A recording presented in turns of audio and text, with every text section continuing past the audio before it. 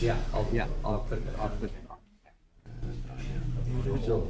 Thinking about Very good. All right, good morning, everybody. Let's call to order this meeting of the Board of Commissioners on 8/20/2024. Please join me in the Pledge of Allegiance, followed by a moment of silence. I pledge allegiance to the flag of the United States of America and to the republic for which it stands, one nation, under God, indivisible, with liberty and justice for all.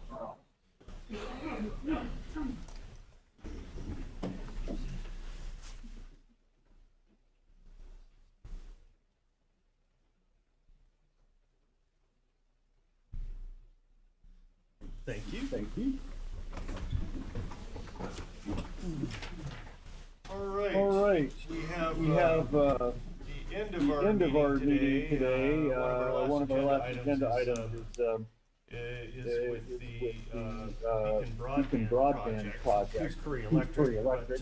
But leading right into our front of our agenda, starting with Mr. Rowley. Fifth Amendment to Intergovernmental, the IGA Agreement 44300-000260006 with Oregon Health Authority. How's your zeros today, Mike? Well, thank you, Rod. Good morning. Good morning. This amendment is actually for Part C funds, which is a little different than our normal IGA amendments. So this is actually Medicaid fee-for-service money, so we actually have to bill for this. Okay. Mr. Chair, move to approve the fifth agreement of IGA 443000000260006, which is an increase on Part C funds of $341,284.82 for Section 17 reimbursements. You forgot the dash zero. Is that a second? I'll second. I'll second it. I purposely skipped that for brevity. And I'll note that this is for an increase of $341,000 for the biennium. No, that is for 1 year, For 1 year. through June 30th, 2025. Aye. Very good. Very good. All right. Motion and second. Any discussion on the board? Any discussion in the room? Seeing none, all in favor? Aye. 3B, contract with Tri-West Healthcare Alliance. Mr. Rowley.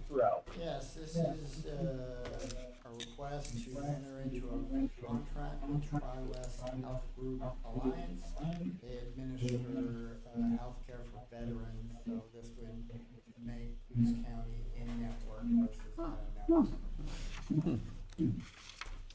I move we approve the contract with Tri-West Healthcare Alliance, authorized Department Head Mike Bradley to sign. Second. Motion and a second. Any discussion on the board?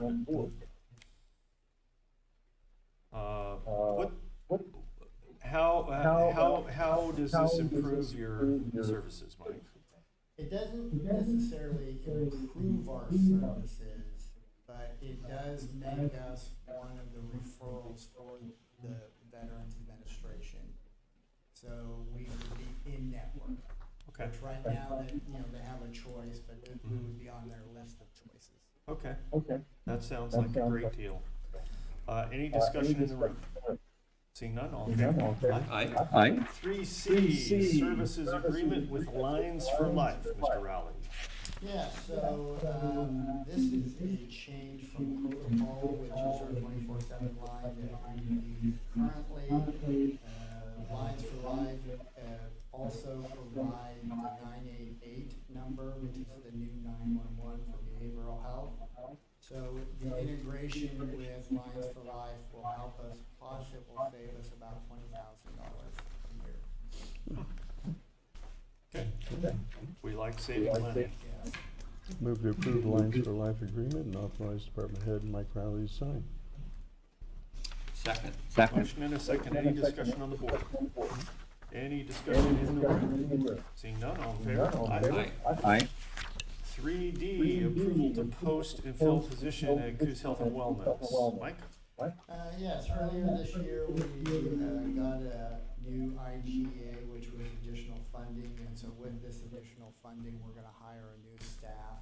And at this point, we don't know if we'll get a therapist level or a case manager level, so we're asking to post and fill for whatever we receive for.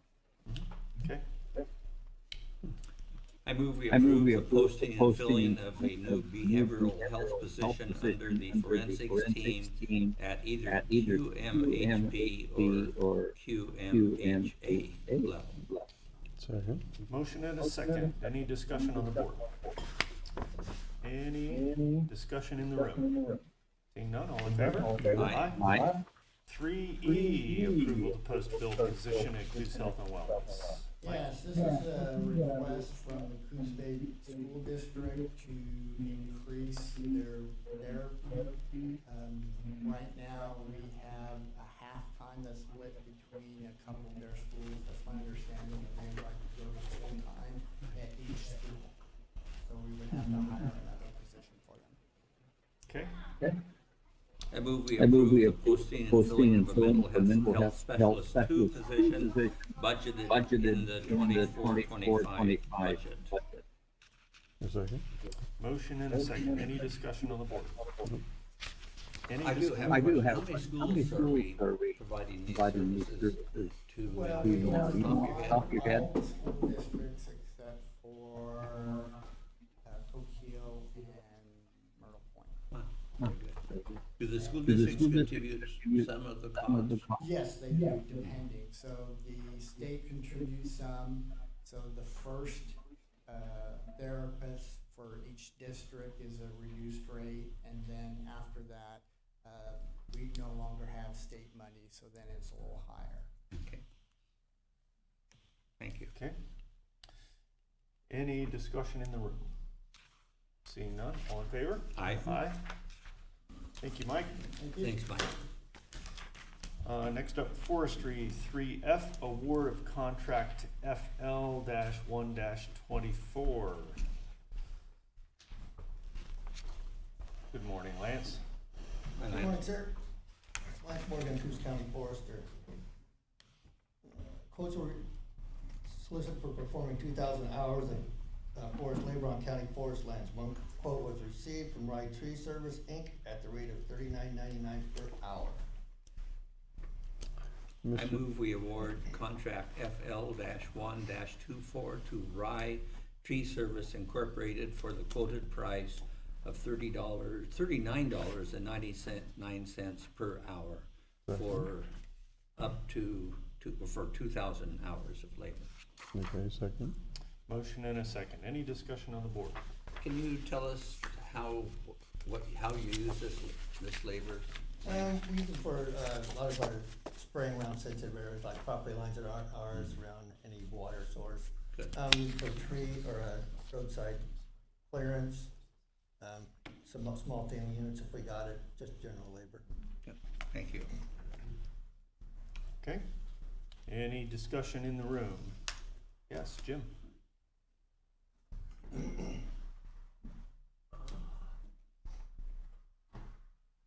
Morning, Jim Bennett, Bandon. So what I meant to say at the last meeting was that what I observed in other communities, and this is in more of a semi-rural environment, but I don't know why it wouldn't work, they commission these people to bring electric fences powered up by lead-acid automotive batteries. They have an RV there, and they have a couple of few unpleasant large Anatolian shepherds and a bunch of goats. And they turn the goats loose on the area instead of having to spray glyphosate and pay for expensive labor. They use this as a means to clear the fuel. And I know that you're talking about a really big area, but if you created breaks, we're smart about where you employed them, like, mindful of where the wind's usually coming from on hills and whatnot. I think that might be a preferable option. Well, it's an intriguing idea. It certainly is. Yeah, I'd be interested to know more about that. Very good. Although, Thank Mr. you. Chair, I might point out, I think that the previous agenda item is handwork It's handspring. on handspring, okay. Mm-hmm. And I'll bring up one thing, I guess, Yeah. goats eat trees.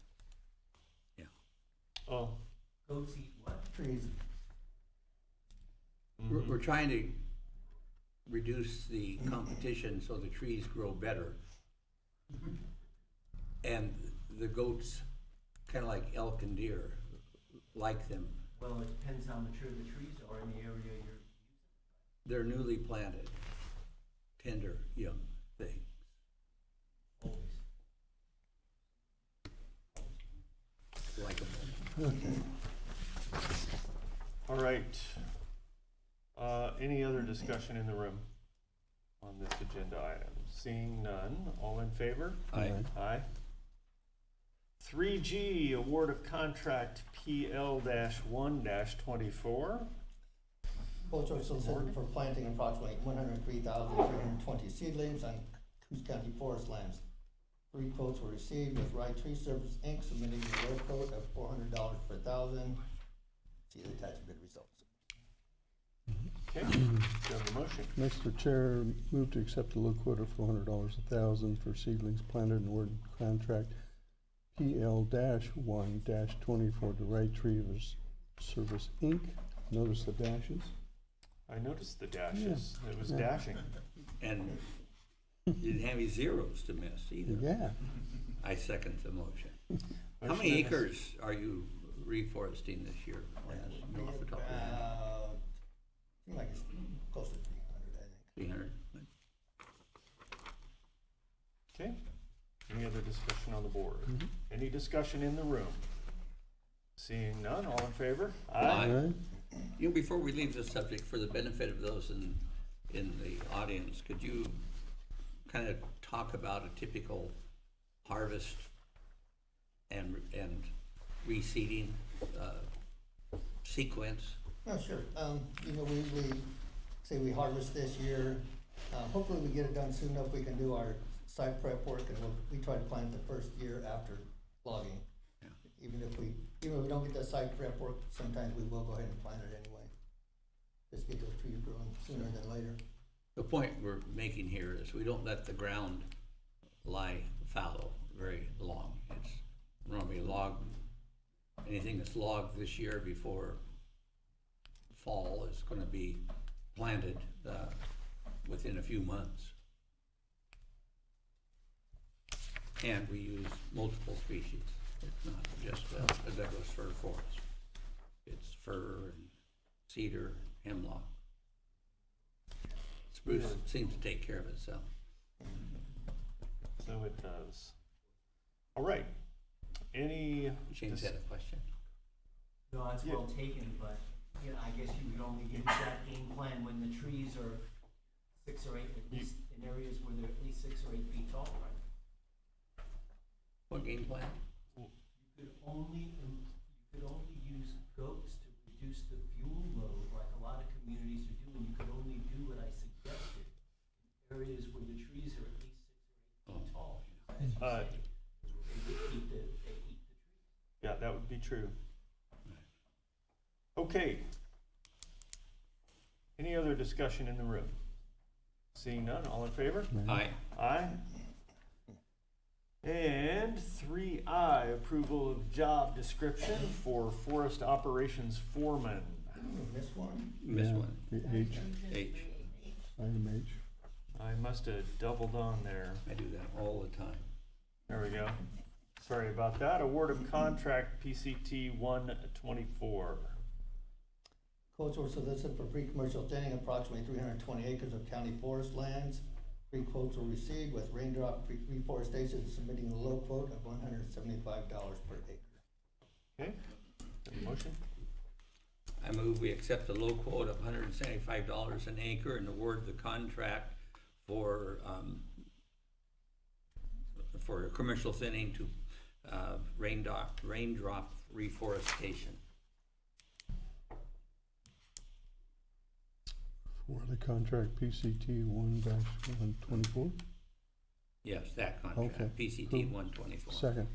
Motion and a second. Any discussion on the board? Any discussion in the room? We've Seeing not none? been doing much of this of late, have we? Yeah, we do it every year. Oh, we do, okay. All in favor? Aye. Okay, and now on to 3I, approval of job description for forest operations foreman. Attached is a job description for the forest operations foreman position within the forestry department. The filling of this position was approved in the 23-24 budget season, and the description has been approved by AFSCME. Mr. Chair, move to approve the attached job description, which is rather lengthy. So it Second. is. Motion and a second. Any discussion on the board? Any discussion in the room? Seeing none, all in favor? Aye. All right. Thank you. Thank you, Lance. Thanks, Lance. Mr. Storm Parks is next. Contract for paving the trailhead parking at Laverne Park Trail, item 3J. Good morning, all. Craig.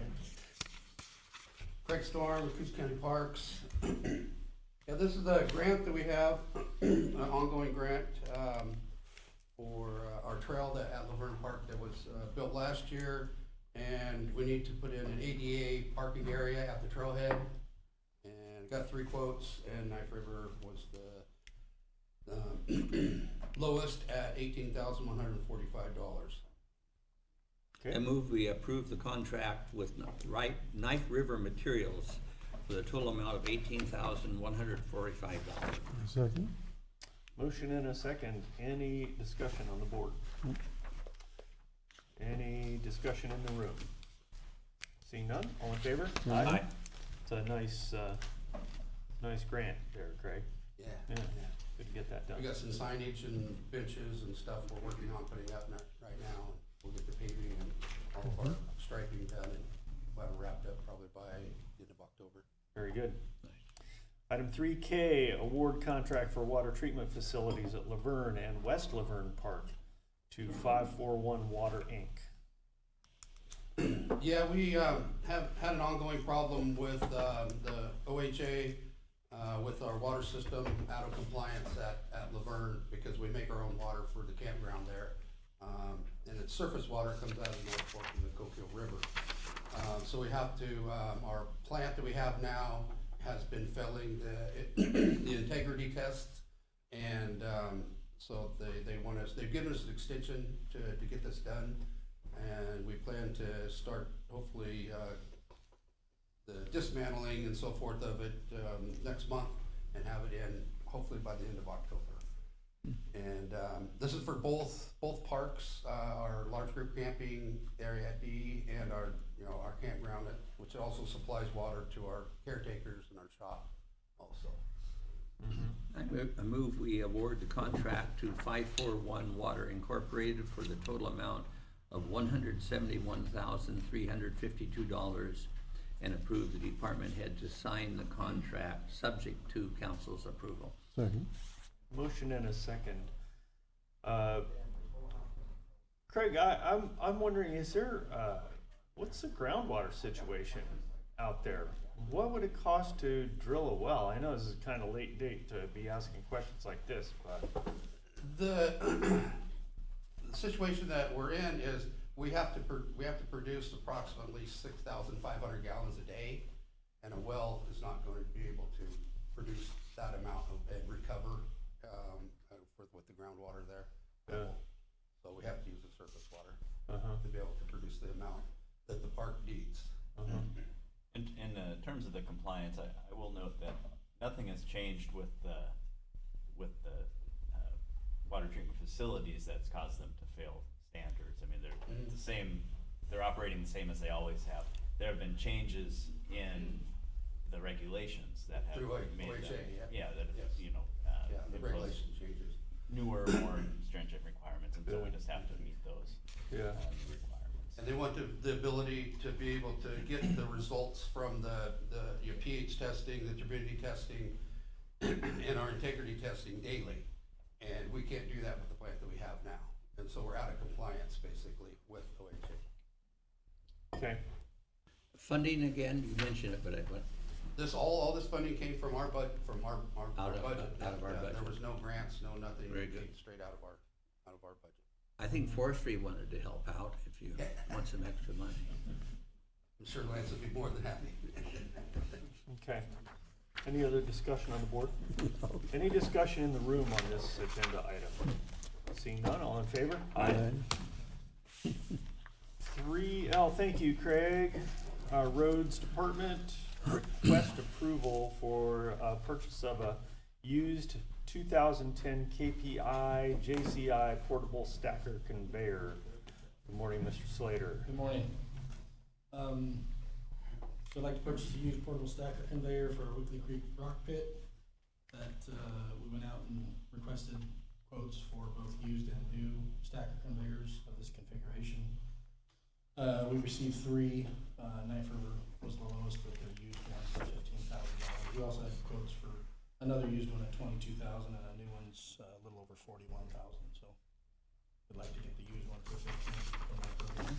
Okay, have a motion? I move we approve the purchase of a used 2010 KPI JCI portable stacker conveyor from Knife River Materials for $15,000. A second. Motion and a second. Paul, does this facilitate creation of 2 or 3 simultaneous products? We'll be able to do up to 3 products at the same time. So right now we can only do 2 at the most. We'll be able to do 3. Should increase our productivity. Is this thing engine powered? It has an electric motor that runs the wheels, so we can swing it. Be able to move where we're dumping the pile. I see. Just like the one we have up there already, we have an older one. We have to manually move that one. It's much older and not nearly as nice. Yeah. But this one will be a little more mobile. This sounds like a really good price for something like this. It is. Yeah, very good. Any other discussion on the board? Any discussion in the room? Seeing none, all in favor? Aye. 3M, request approval to purchase new 12-ton Ham HCI 100i 84-inch roller. So this was one of the pieces of equipment, like the conveyor that we had in our budget for this year, to replace one of our older open cab rock rollers. The 2 we have, one's a 2007, one's a 2011. They're both, these rollers take a pretty hard beating. We use them for rolling gravel roads through the fall and the spring. Anyway, we went out, we received 5 different prices from different suppliers. Arm roller is for a new one. It's through a Sourcewell purchase, pre-agreed government pricing contract for the $168,502.57. We did have quotes even for some newer, lower hour used machines that were actually more. You'll see on the list there. One was a 2022 model for $170,000, a little over $170,000, and then there was a 2023 model with almost $170,000 as well. Then we had 3 new prices, and Holland was the lowest price. Okay. Mr. Chair, move approval of the purchase of a 12-ton Ham 84-inch roller from Pape Machinery for $168,502.57. Second. Motion and a second. Any discussion on the board? Any discussion in the room? Seeing none, all in favor? Aye. Thank you, Paul. Item 3N, payment of the Sheriff's Office fuel bill. Good morning, Sheriff. Good morning, Commissioners. Nice to see you this morning. You as well, as always, thank you. Just a few things monthly. Motion? Well, go ahead, Bob. Mr. Chair, move to approve spending authority not to exceed $30,000 in order to pay the county sheriff's office fuel bill for the month of August. Second. Motion and a second. Any discussion? Appreciate you doing work there, Commissioner. Yeah, all right. Seeing none, all in favor? Aye. Aye. Mr. Chair, if I may, Yes, sir. there's been a bit of discussion on Facebook about the sheriff buying a new hot rod, Oh, and I would hope maybe the sheriff could clear that up for us. yeah, Sheriff, what are you doing spending all the taxpayers' money on a hot rod? It's hard to keep up with those guys these days. No, that's actually the school resource officer vehicle. We chose that one for several reasons. One, it's actually about $15,000 cheaper than the that's what we need for the rest of the county. Since it's in city, we can actually afford something that's smaller and doesn't need to go off-road. The school did pay for it then. What was that? Yeah, we didn't pay for that at all. The school paid for The it. school paid for it, that was Yeah. zero fund, Right. zero. Wait a minute, let me get that straight. The county did not pay anything for it, but the school did pay for it. Correct, Oh, huh. correct, and they had, I think they used a grant as well, as a grant or ARP fund, I'm not quite sure where their funding source was, but that Yeah. was part of the contract for the school resource officer. Okay. And we chose Camaro, not only You might wanna go to the other mic, played maybe. my head. Sorry, Gabe. No, it's okay. We chose the Camaro also because it is a good interaction tool with the kids. It's generated a lot of talk between the kids and the school resource deputy. Yeah. Good. Thank you for clearing Has, that up. has Deputy Owens been challenged to a drag race yet? Oh, God. No. All right. Thank Very you. good. Thank you, Sheriff. Okay, any further discussion on this agenda item? All in favor? Aye. Aye. Okay, order adopting a vacation of public way as described under background application BAC 24002. Good morning, Jill. Good morning, Jill Rolfe, Coos County Community Development Director. So we're requesting that the board approve, vacation order number 24-07-035 PL in the matter of a vacation of a portion of Carlisle Avenue, Main Avenue, located in the amended plat of Boise Addition between blocks 18 and 31 in the southeast corner of the northwest corner of section 2, township 26, range 13, west of Coos County, or western area of Coos County. This is basically a vacation order that was submitted, and we went through the process. There were a couple little hiccups with trying to get all of the utility companies to sign off, but we did the best we could. And we're confident that there isn't any in the right of way that we're asking to be vacated. Though the applicant is here if you guys have any questions for him. Okay. Very good. Well, Mr. Chair, I move to adopt order 24-07-035 PL in the matter of vacation of a portion of Carlisle Avenue, which is in brackets Main Avenue, located in the amended plat of Boise Addition blocks 18 through 31 and southeast quarter, the northwest quarter of section 2, township 26, range 13, west of the Willamette Meridian, Coos County, Oregon. I second that. Okay, motion and a second. Any discussion on the board? It's 3.5 PL, is it? Mm-hmm. Less 3, okay. Mm-hmm. Okay, no? Any discussion in the room? Yes, Phil? Are we talking about a public right of way? Jill? Yes. Well, that's not what they did. It says a public way. It doesn't spell out a right of way. Well, a public way can be many different things. It can be a right of way, it can be a pathway, but it's a public way.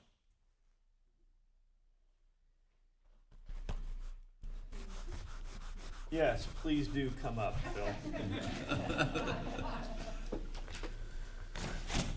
Phil Thompson, Coos Bay. I'd say most of the people that would have read this agenda, and it says request of order, adopting vacation of public way, community way. That doesn't tell me that we're talking about a public right of way. It just says a way. Did you read the background description? Or No, I just- don't. I'm just saying what the agenda says. So attach the agenda, the cover sheets, and it says a request submitted to vacate a 60-foot by 245-foot portion of Carlisle Avenue located in the amendment plat of Boise between blocks 18 and 31, blah, blah, blah, blah. But it gives you a pretty good detailed description. But I'm not saying anything against what you're trying to do. I'm just saying most people don't know that you're talking about a road. And I think it should be more plain. And I thank you very much. Thank you for your input, Phil. Appreciate that. Yep. Okay, any other discussion on this agenda item? Seeing none, all in favor? Aye. Thank you. Thank you, Jill. Item 3P for County Council, intergovernmental agreement with OWEB. Counselor? Yeah, this is our IGA for health insurance coverage through the Oregon Educators Benefit Board. This is a renewal of the IGA that we have with them. Caroline's here as well if you have any specific questions, but the changes are minimal. There's no substantive changes other than renewing it for another year. Okay. I move we approve the yearly intergovernmental agreement with Oregon Educators Benefit Board for health insurance coverage for county employees effective October 1, 2024. The board chair to sign. Second. Motion and a second. Any discussion on the board? Nope. Any discussion in the room? Seeing none, all in favor? Aye. Aye. Item 5A, counselors, second contract amendment with MedTrust. Yeah, this is an amendment to our contract with MedTrust as our jail medical provider. They've encountered increases in their malpractice insurance costs, and there also needs to be an adjustment for cost of living. So this amendment will change those numbers in year 2 and 3 of this agreement, taking into account the rising cost of insurance. I move we approve. Oh, Sorry, I didn't have the mic on. Could everyone hear that? Is there anyone who was unable to hear? Okay, I'll restate it. Okay, Yeah. restate, please. So this is an amendment to the contract we have with MedTrust. MedTrust provides medical services in the Coos County Jail. The contractor has seen a rise in insurance costs to insure themselves against malpractice claims, and so this amendment is intended to cover them for those increased costs, as well as provide for about a 4% cost of living years 2 and 3 of the agreement. Okay. I move we approve and sign the contract amendment with MedTrust. Second. Motion and a second. I assume that the master contract provides for such adjustments as this, and we're just not It must. doing that unilaterally. The contract does allow for these sorts of changes, but not this particular change. So this one required an amendment. You know, we've amended it once before to increase their the limits on their insurance policy. Originally, it was 1 million per claim, 2 million aggregate. We were able to increase that to 2 and 4 million, which is desirable given that this is such a large source of liability for the county. These claims coming out of the jail. With those higher limits come higher costs of insurance, and so that's I see. That's part of why they're probably seeing Doing this so, increase. okay. So we did get something back for. We did, and that change was implemented last year, and we paid an increase in insurance costs at that time. But I think the reality is to be insured at this level tends to cost more money, and so we're seeing more increases in cost of insurance. It would still be my recommendation to have the higher limits, though, given that Sure. the most recent claim coming out of the jail was a $5 million claim. All right. What impact does this have on the budget that was already approved for these services? Are we busting it? That would be a question for either the sheriff or jail commander. or Megan. Uh-huh. Okay. I mean, shouldn't that be an element of this agenda item so that we could understand what we're committing to fiscally? Cause I don't see any numbers here. I think that's a valid point. Can this wait for another? Absolutely, yeah, we were, Yeah, let's table this. Okay. as you can tell, I was trying to get it onto the agenda, given that MedTrust is eager to get this, done, but I understand your concern there, so we can probably have this on the work group with a better idea of the financial. Yeah, we could Thank deal with you. it at work group. That'd Mr. be Chair, fine. Yes. move to table 5A. Second. Motion and a second. All in favor? Aye. Aye. Motion is or the item is tabled. Okay, item 3Q, Counselor, donation agreement for properties. Cancelled. Huh? That's Oh, in this Canada. is the one that was canceled, yeah, sorry, I didn't It'll pull come it out back of my packet, I apologize. next board meeting. everybody. Okay, next up is 3R. This is an update from Coos Curry Electric Co-op. Bill Gursky, Beacon Broadband, and Bill? Yeah, and Brent Bischoff. Good morning, gentlemen.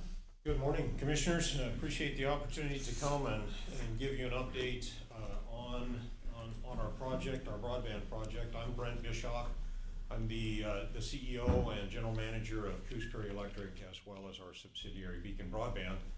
And it's been probably 2 years, I'm guessing, since we've been in front of the Commission to talk to you about Beacon Broadband and what our intentions are for that project. And so I thought I'd just give a review of the history. Since clear back in 2018, Coos Curry Electric has been, as other electric co-ops around the U.S. have been building broadband services to their electric co-op members, and being successful in bridging the digital divide in rural America. Coos Curry Electric started looking into that back in 2018. It was in November of 2020 that we received a Rural Digital Opportunity Fund grant through the FCC, $14.1 million that the Coos Curry Electric Board of Directors authorized construction of the Beacon Broadband project.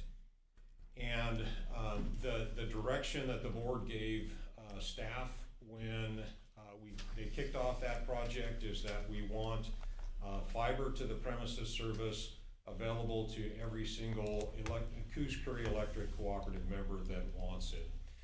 As you know, or I expect that you know, Coos Curry Electric in Coos County, we serve primarily the unincorporated areas of Coos County. The city of Bandon, or Bandon Power, has their own municipal power service in Bandon. They also serve down 101 into to Langlois, and then Pacificor serves the cities and some of the rural areas as well in Coos County. So with that grant and with the board's direction to move forward, we started our construction in the south end of our service territory in Brookings. To date, our construction has progressed north, and by the end of the year, we'll be providing service up to Port Orford. And then we are just within the coming weeks, we'll be moving over north into Coos County and starting construction. We've been doing preliminary work, some what we call make-ready work, getting poles ready to receive the fiber construction. We've worked with the roads department on permitting and getting a blanket permit for our project. So we will be building again on all of the Coos Curry Electric system. We also, with that RDOF grant, have some obligation to serve folks who are not Coos Curry Electric members. And we also have 2 additional grant applications that we expect to hear from within the coming months. One is the Oregon Broadband Deployment Program, which is the federal American Recovery Plan Act funds from clear back from COVID days. Oregon has, the broadband office has been a little bit slow in getting those funds out. There's a number of reasons that I won't go into, but basically in the areas of Coos County that are basically south of the Coos Bay North Bend area and the Coos River, we've got a BDP application in for approximately $20 million. That program is oversubscribed, so we may or may not receive that amount. We've also got a grant application that will impact Coos County for the RUS's Reconnect 5 grant application. And so we anticipate upwards of $10 to $20 million of grant funding that will be spent in service in Coos County in the coming years. Just to give you an idea of our timeline, as I said, we're getting close to starting construction in the southern end of Coos County, and we anticipate that our construction will be complete in the 2 to 3 year window. We anticipate spending upwards of $40 million for our construction in Coos County. And just so that you know, our primary contract is, our primary contractor, construction contractor is Keyline, and they are headquartered here in Myrtle Point. They're a local contractor, so we've been using local contractors as much as possible. So we're excited.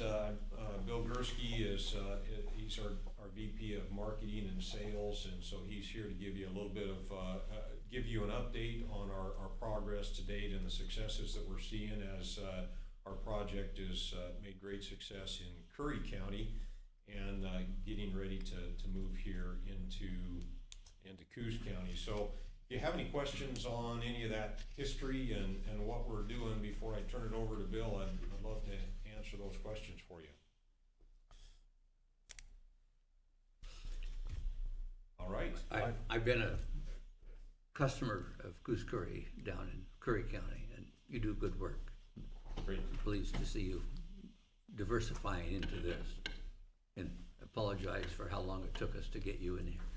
For us to accept your coming here. That's okay. My name is Bill Gursky. I'm Vice President of Marketing and Sales for Beacon Broadband, and this is actually my 50th year in communications. So Brent moved me here quite a few years ago, and I really enjoy this area. And I'd like to thank the commissioners for giving us a couple minutes today. Really what we're trying to do is future-proof Curry County and Coos County. And what I mean by that is us putting in fiber optics throughout all these areas. It's really that fiber is good for 50 to 70 years. And that fiber is gonna allow a lot of things to happen in these areas. The number one for the commissioners is it's gonna help with economic development. If people are looking to move businesses or homes or their families, one of the first questions they have is what kind of speed do you got? And we're fortunate to have up to, right now, we can provide up to 10 gigabit per second if we need to. Right now we provide 500, we provide a 1 gig and a 2 gig service, which is all symmetrical, which means it's the same speed going up and going down. And those speeds are very inexpensive. Our 500 starts at $55 to $85 for a gig and $120 for 2 gig. And we'd like to tell you that price is for life. Once a customer takes our service, they will never see a rate increase on their internet service. And nobody else does that kind of service anywhere in the country. So if you pay $55 for a 500 package, your installation's free, your equipment's free, and that's your price for life. You're only gonna pay $55. So we're very proud. We think that's something else. It's really gonna help the students and the teachers with their homework. And one of the things we'll be announcing in this area probably middle to late next year is what we'll call a connected senior program. I put this together back in Pennsylvania and I brought it here. We're launching it in Gold Beach in October. where every 6 weeks, we will take senior citizens and take seniors in high school, and we'll do a 6-week course and train seniors how to use a computer. We'll teach them how to do Google, we'll teach them how to do Zoom, we'll teach them how to do emails, we'll teach them how to do banking online. We're working with the banks, we're working with Curry Health Center right now, so the doctors, they can do, seniors will be able to do telemedicine, they can talk to their doctors online. We think it's a big push. And one of the last things I really want to say is the fact that everything Brett said about being local is so true. We have a local office in Coquille right now. We'll have an office in Port Orford. We just opened an office in Gold Beach, and we have an office in Brookings. No other internet provider has a local office in Coos or Curry County at this time, except I think Spectrum has one up in Coos Bay, an office up in there. But from here on down, we're the only ones. So all of our jobs will be local, our money will stay local, and people that work and provide the services will all work out of these local offices. So we're very happy to come into Coos County and provide these kind of services, and our doors are always open. People can contact us, and we look forward to providing service in Coos County. Very good. All right. One other thing that I'd like to mention, if I could, many of you, I'm sure, are familiar with Douglas Fastnet. They are the subsidiary of Coos Curry Electric's sister co-op, Douglas Electric Cooperative. Primarily serves over in the Roseburg area, but Douglas Fastnet has successfully expanded beyond Douglas Electric service territory. They've purchased a number of assets here in Coos County, and rather than competing with Douglas Fastnet, Beacon Broadband is collaborating with Douglas Fastnet. Anywhere where DFN has current fiber assets, we will collaborate with them to ensure that we make that we're not overbuilding them, that we're using our combined assets most effectively to serve Coos and Curry counties, or primarily Coos County with DFN.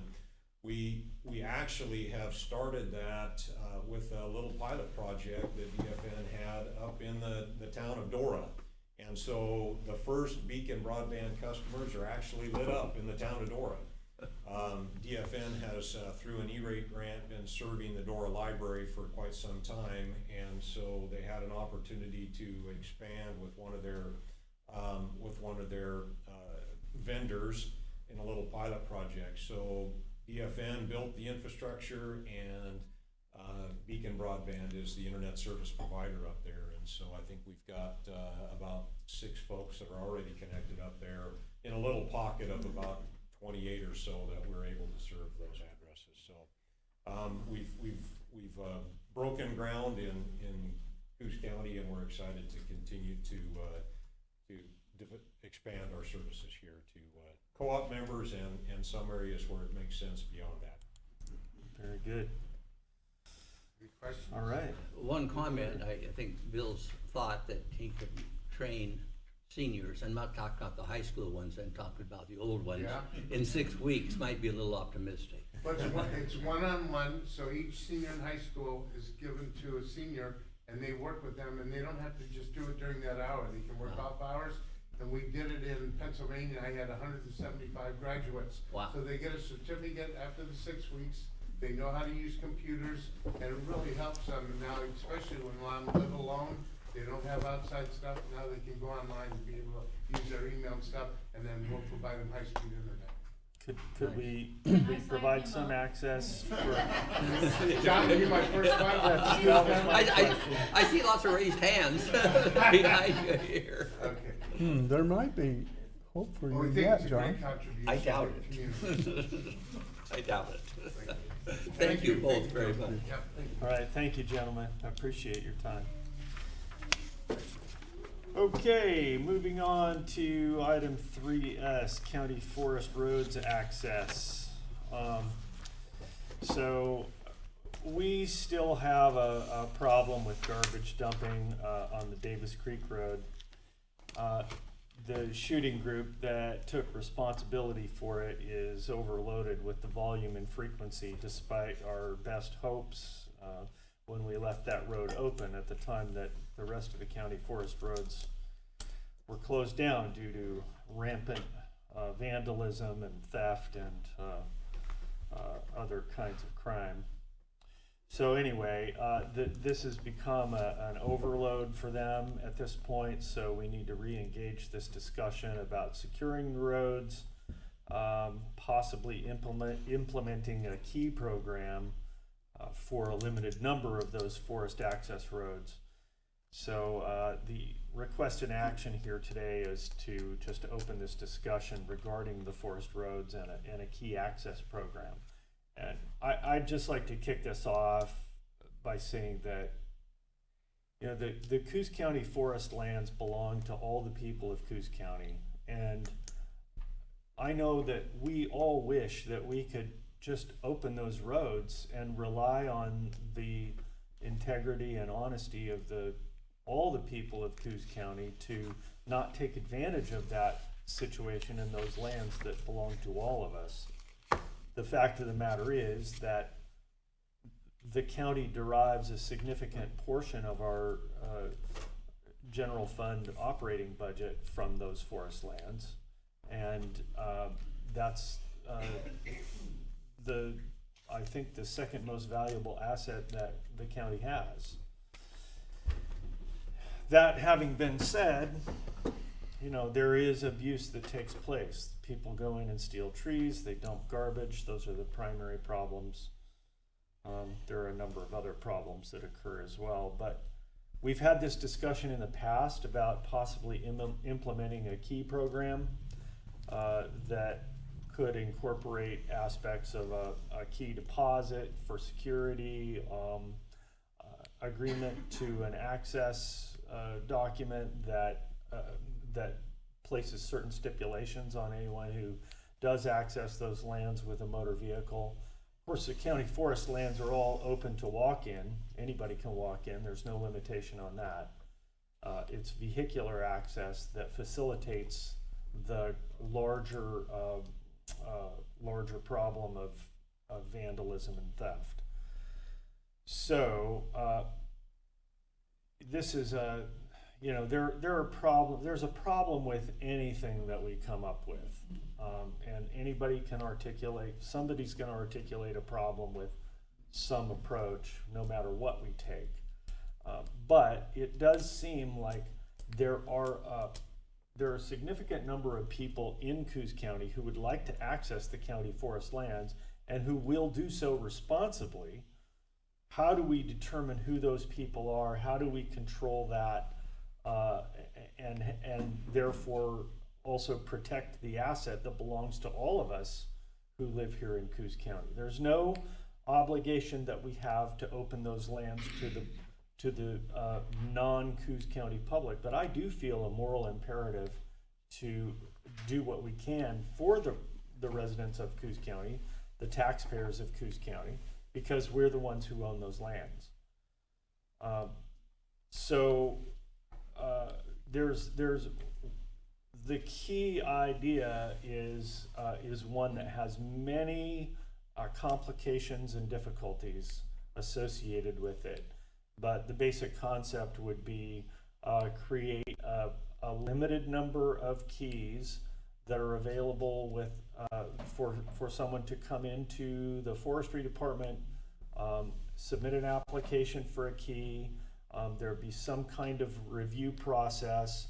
There will be a small fee for that to cover the costs that the county incurs in monitoring and managing this program, and with a limited time frame on that key. So it has to be renewed. There are a lot of unanswered questions. There are a lot of issues that would need to be worked out to really make this program viable and fair across the board. And we just need to have this discussion because the group that agreed to monitor and maintain the garbage problem on the Davis Creek Road has been overwhelmed, and they say no mas, we can't do it anymore. We'd love to be able to provide this for everybody, but the abuse is just too rampant, so we're going to have to lock it down. And these guys still would like to have access to that that landing that they go out and use for target practice. And we'd love for them to be able to do it. I'd love for everybody to be able to access all the county roads, county forest roads, but unfortunately we can't do that. So how do we do this? How do we administer it? You know, there are a lot of details to get worked out. So with that, I'll open this discussion. Yeah, it's a problem. I think we should have open discussion on this today. I think this is, though, that in the end, we need time to think about it. I don't think we have time to do that today. I'd like to hear input from people. This isn't a new concept. We've talked about it for some years. It seems the demand for places to put garbage free of charge is almost insatiable. My concern is the more land we open up, the more garbage we will find. And that's not just a hunch. We spend a lot of time out messing around with garbage. Very frustrating.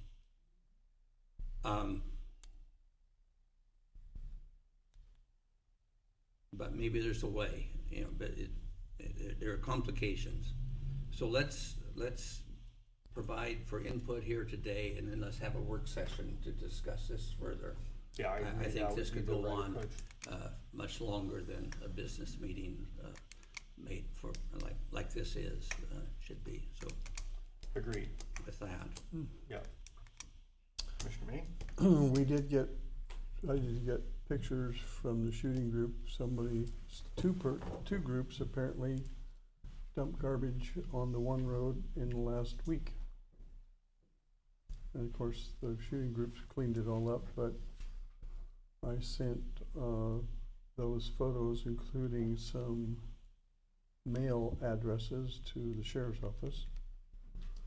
And possibly, I think, our code control person also got those pictures.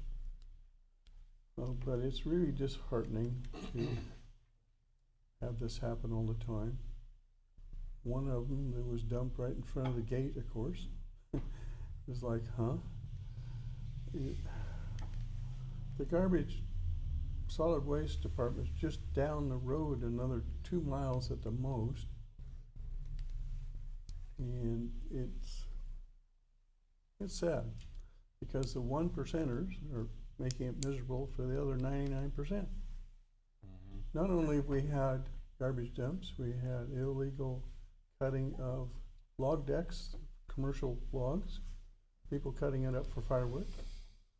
We've had, not this year, knock on wood, but in the past, last year and the year before, intentional arson fires for the county forest, body dumps, people that were murdered. It's the whole gamut of things.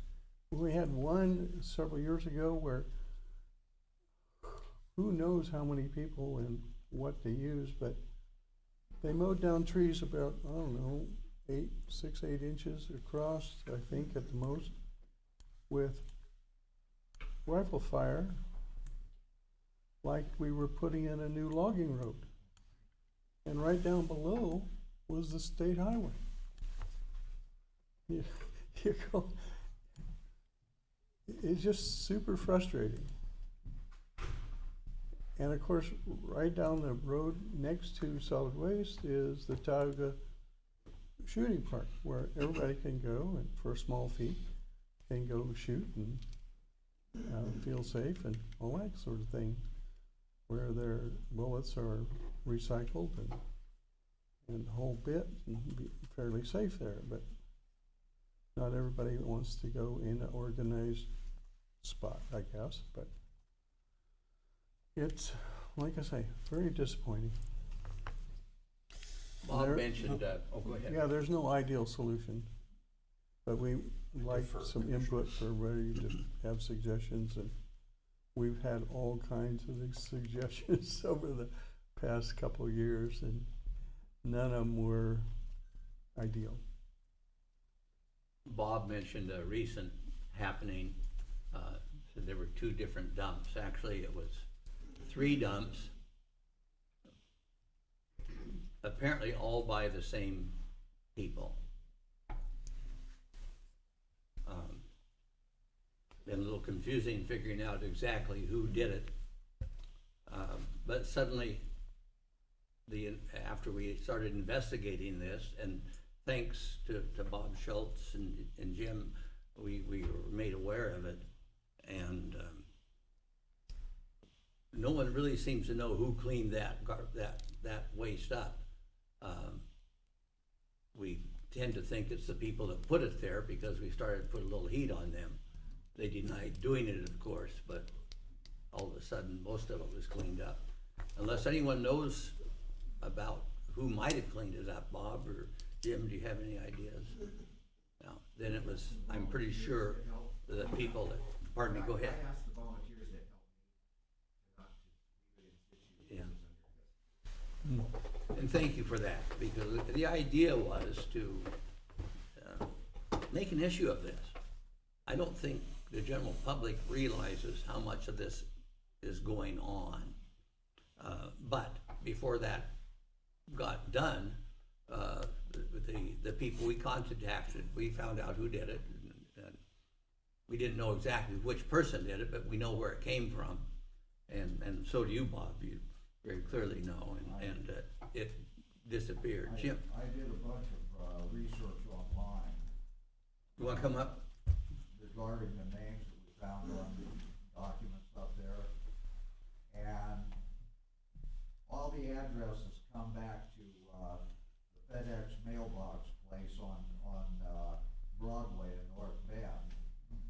And of course, that's a dead end for us because we don't know the address, the physical address of people who use those mailboxes. I think that's something law enforcement's probably gonna have to find out. But, can I come up and? Yeah, would you please Yeah. do. Use this one here, it's clearer, Okay. Jim, than that one.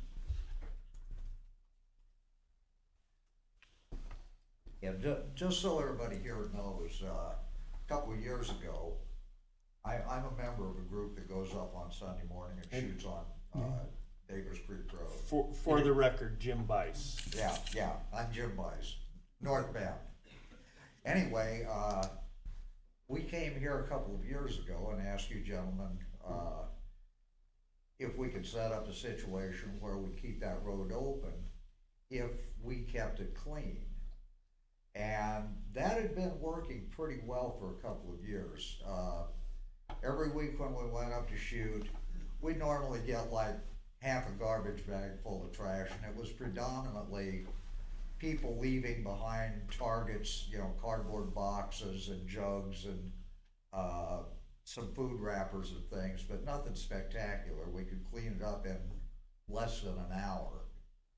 And that worked pretty well until just a few weeks ago. And we got up there on Sunday morning, we found this huge pile of trash. It was about 4 feet high and 12 feet across. And of course, we were very upset about that. But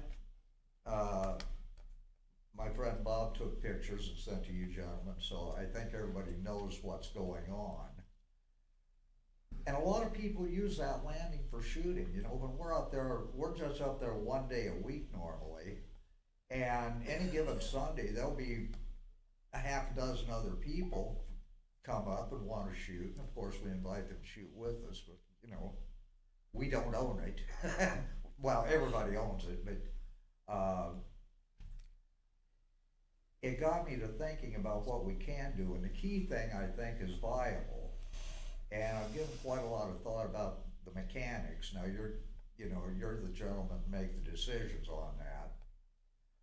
But I think we need to establish a deposit system that's significant enough that people aren't going to abuse it. I was thinking maybe in the realm of $150 for a key deposit, and have to go to forestry, fill out a form, who you are, driver's license number, yeah, everything that we would need to know, as well as issue a picture ID card with the key, with the number of the key, so that people can't trade that key back and forth amongst other people. But it needs to be controlled. We thought that big pile of trash a couple of weeks ago was the end of it. Lo and behold, just a few days later, another pile appeared right by the gate. And it was apparently the same people dumping it, because it was the same names on some of the documents. So that's something for law enforcement to deal with. We, as a citizen, all I can do is track it to a certain point. I would like to catch them in the act. I would pull my truck across the road and keep them there until the sheriff arrived. But that probably isn't gonna happen, because nobody has the time to live up there and wait for the next one. But I think the key thing is probably viable. I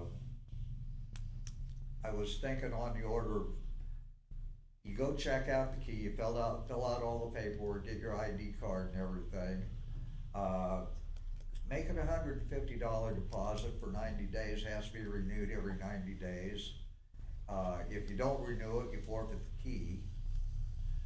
And in addition, because the county's gonna incur some expense and manpower on this, have an additional like $25 non-refundable for the processing. And I think that would be viable, because anybody that goes to the trouble to fill out the form, get the key, make a deposit, probably is not gonna go up there and abuse it. Now, we've run across other shooters up there that help clean things up as well. So I think 99% of the people that go up there appreciate what we have. It's just that 1% that, for whatever reason, doesn't seem to think they need to follow the same rules everybody else does. And, it's just my 2 cents worth, and I know there's probably other aspects of the mechanics of doing it that are gonna have to be worked out, but I just thought, $150 plus a $25 non-refundable fee for the paperwork, make it a 90-day thing. You gotta renew it every 90 days. If you don't renew it, don't return the key, send the sheriff out to pick it up. And I think that would stop all of the nonsense up there, because anybody that pays a deposit and that everybody knows who they are is not going to go up there and dump. Now, I don't have a real problem with, people leaving little debris behind when they shoot. It's almost impossible to stop that. And half a garbage bag a week is not that big of a deal. Our group, we use clay pigeons because they're biodegradable. You don't have to worry about them. Every time we get a rain, they all disappear. Of course, after we leave, they're all in pieces anyway. All of them? All of them. Every single one. Right on. We normally put out about 270 birds, and we'll have them all broken within an hour. I even hit one once. Yeah. Well, you've been out there, John. It's kind of nice because the way the berms are laid out on that landing, there's one at 75 yards and another at 150 yards. And that's the only place in the entire county that you can go shoot and get any kind of distance. And it's perfect for rimfire shooting, which is what we do mostly, 22 and 22 Magnum. You hit a clay bird with a 22 at 150 yards, that's not half bad. And we've kind of graduated to 22 Magnum. Now we're shooting the setters out of clay birds at 150 yards. But it's good practice. It's for me, it's good therapy. And a lot of people go up there and use it. And I think That's a great thing. You know, I've met a lot of really neat people up there shooting. And by and large, there's only been a couple of jerks, and all the time we've been going up there, and basically we run them off. If they're unsafe, we tell them to leave. But it's a tremendous asset for the people of the county to have a place to go and shoot, because there just is no other place. It's really that simple. And I wanna see it kept open, not just for selfish reasons, but for all the other people that use it. And I know that people are going up there, we go up on Sunday, but I know people are going up other days because we find empty brass, we find sometimes the remains of their target frames and things like that. So a lot of people do use it. And, I really have a lot of appreciation for the three of you, because you've endeavored to work with us to keep it open, and so far, with the exception of the last couple of weeks, it's worked pretty well.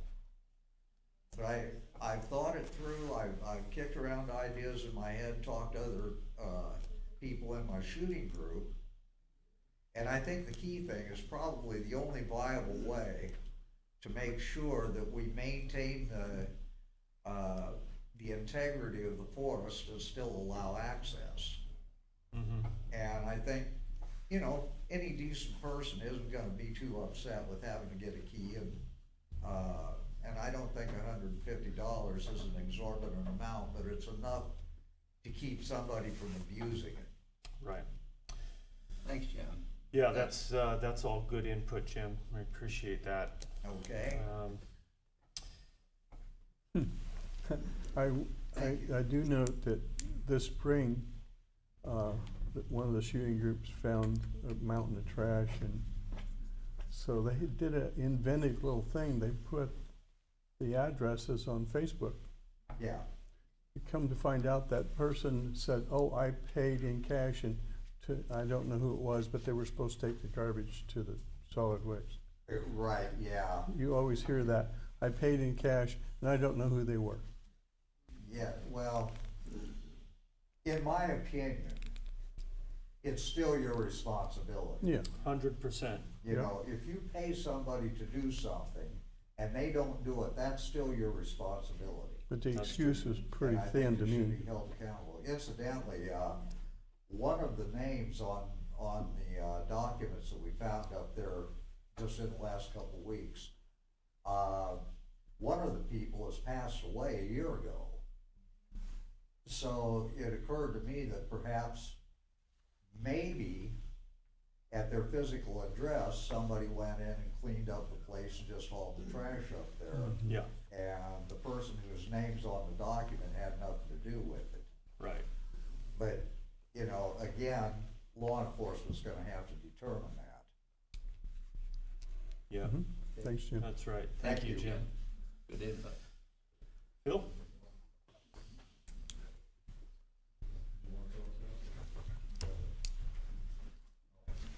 Thank you, gentlemen. Thank you. Have a blessed day.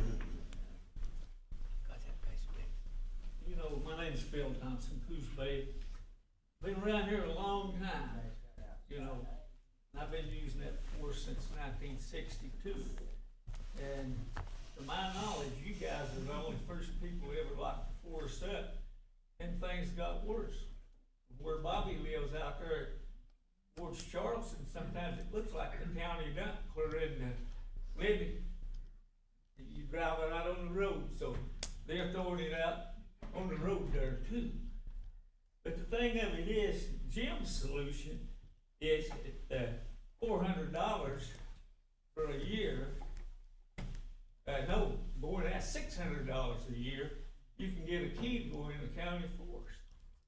Warehouser will let you $350. They even let you cut wood, so you can get two people in on Warehouser what he's wanting to charge. I do not think that the people that owns that forest should have to pay to go in it. Now, we hired you guys, we elected you guys to run the county. If you can't find a solution, then let's hire somebody that can. Really, I'm serious. this is BS. I thought we just hired a road department deputy that was one to patrol the county for us and the ducks and stuff. Did we not do that? It's not for the county forest No. roads, that's for the county roads. County road. But And not- it's county roads, it's going in the county forest job. That's not right. That's not. I see Warehouser's got a gate across one of the county roads out there. So Phil, I have a question. So would your recommended solution be that we just open all of the county forest roads and leave them open 24 hours a day? Well, if you want my opinion, yes, but I was supposed to finish, I'm not through. When John first came up with this idea, I offered to pay a substantial amount, like $500, if you match it for a reward. You know, for when we can, anybody that turns them in and they're convicted, they get that reward. I'd still do that. You know, it worked good on outlaws. You put a bounty on them. There was always somebody hunting them. So, I just think it's wrong that our citizens have to pay to use their own damn land. We're paying taxes on it. I mean, that's what we're paying you guys for. Not for me to solve your problem, but you guys should already have it. Now, if you think it's worth having the sheriff pull a road deputy off and maybe try to catch these people doing it, that's fine too. You'd have to ask Gabe how that works. I wouldn't necessarily say that's totally his responsibility. But I know before, right at the county dump, before they cut all those trees down, those guys was going in there four-wheelers, taking all the recyclables, and then I believe at one of the budget committee meetings, somebody on there recommended that let's just bunch up the recyclables, take them out to the gate every day. They won't have to drive in here like that. Well, I guess they caught somebody recently, didn't they? Mm-hmm. But there's a lot more to it than just paying to enter our force and stuff. And I agree, there should be something done to these people. But just charging us a fee to use the county forest, no. And if Lance wants to haul them elk out, walk in there, kill him with elk and haul them out, that's okay, as long as you don't drive in there like the rest of us. There's very few people my age can walk in there and do anything. Mm-hmm. And that's bull crap. Thank you very much. Thank you for that technical term, too. Amy, good morning. Can I ask what the fine is, or what the implications of I'm sorry, dumping garbage? Amy, you need to self-introduce, Don. Oh, I'm Amy Manuel, I live in Coos County. Okay, so what's the What question? is the implication, what happens to them when they're caught dumping garbage? What is? Sheriff's gonna come up and speak to that, I think. The reason I'm asking is because if there's a steep enough fine, and you don't pay that fine, and you can't get your driver's license or do anything else until that fine's paid. Sheriff, what happens when somebody's caught dumping in the county forest? It's called offensive littering is the charge. It's a Class C misdemeanor. So technically, you could arrest them. Bob's right. Almost every time we've dealt with it, I pay somebody to take it to them. It's frustrating. And unfortunately, it does not make them liable for the crime themselves. Can't hear. I can't hear you. I'll speak up. Okay. People on the TV can hear me too. Class C misdemeanor, offensive littering. They could be arrested, prosecuted through. I think right now, Class C misdemeanors are being treated as a violation, so there'll be a fine associated with it as well. I was saying that Commissioner Manning's right. Typically, there is an excuse such as, I've heard it a million times, I paid somebody to take it to the dump. That makes it difficult in the eyes of prosecution, the whole beyond shadow of a doubt. I mean, that applies to murder, but same thing, the culpability of the crime. Unfortunately, that doesn't make them culpable themselves. If it were true, it's a civil issue at that point. They paid for a service that wasn't provided. We have to find who was paid to take it, and then they are then I got one more question. What happens when you run a red light and you get caught on camera? Well, we don't have any of those, but What would happen? to answer your question, if we catch them on camera, yes, we can prosecute them, if we can Okay. identify them. Okay, now, I know when I drive to Dallas, Texas, and I run one of those little, toll booths, and I got the wrong road and ended up getting my license plate, and they sent me a big old fine and said, we're gonna take your driver's license if you don't pay this. That's not how our statute says. It brought it to my attention, you know, and Texas doesn't have this problem in their outer areas because they film them, they catch them. Yeah. And that camera might be expensive at first, but isn't it worth it if you can impede their ability to drive? Well, I mean, yes, the cameras to protect those forest lands you're talking about. Right. The problem is that they're in remote locations. Cameras like that are always visible at night, and they are. I mean, we have some experience with vandalism with that kind of setup, don't we, Lance? Yep.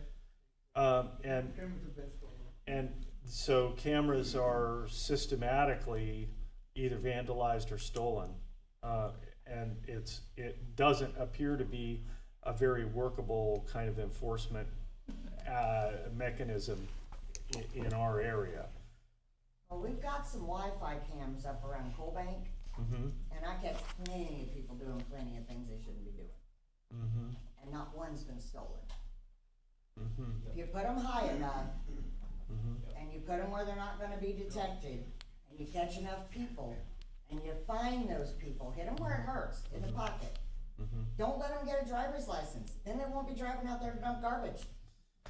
Yeah, unfortunately, the county doesn't really have the wherewithal to statutorily limit someone's access to a driver's license. I mean, that's not within our purview. I appreciate the idea. I mean, and I certainly would not say that there is no way for us to utilize camera technology for enforcement on the forest roads. Well, the reason I say that is because, you know, if I'm driving down the road and I throw garbage out and I get pulled over for it, Yeah. and I don't pay my fines, they can suspend my driver's license. Well, that's true.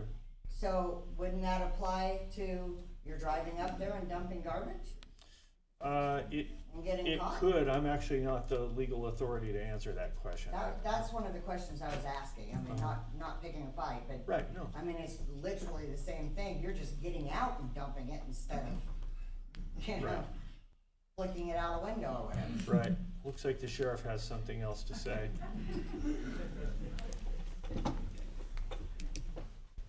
Hello, Sheriff. Hi, no, it's a Class A misdemeanor. Thank It's not a you, Amy. violation. They're not losing their license. They can go to jail. If they don't appear, they'll get an FTA warrant, they'll go to jail. However, because it's a Class C misdemeanor and the DA's office doesn't have personnel to prosecute everything, they're treating it as a violation. So it'll be a fine. If they don't pay it, then the courts can take action. And it depends on what the courts do. They could. I suppose they probably could suspend their license. The real problem with cameras is, I mean, it's a great idea. Don't get me wrong. I'm not arguing against this at all. I'd love to prosecute those people. I've gone after a lot of trash dumpers in my time. It's important. The problem with cameras is we can't issue a fine, a citation, or an arrest based off a license. Like, you have to get the face. You have to identify. It's already. Okay. So, yeah, that is a problem and a limitation. There are numerous issues. I mean, look at, the reality is that every avenue we look down to create a suite of solutions for this problem, there are multiple problems. There is no perfect solution. It's a terrible problem. The only solution really would be for everybody to live by the teachings of Jesus, but they're not going to do that. So, we deal with what we got to deal with. I know that it is a desire of all three of us on the board, as it probably is to everyone in the room, to have the public have easier access, vehicular access to the county forest lands. Those are our lands. the problem is that, you know, those people who refuse to abide by the mores of society create an untenable situation for all the rest of us to have to bear. And, you know, this is not a new problem in the human condition. But I do hope that we can find a set of solutions that that really meets the needs of the largest number of people who want to have access to those lands. Because my desire would be to provide that. It's just very difficult to manage all of the problems as well. So I do really think that moving this to this topic to a work session is going to be very productive. I think we can really hash out some questions. Yes, Mr. Bennett.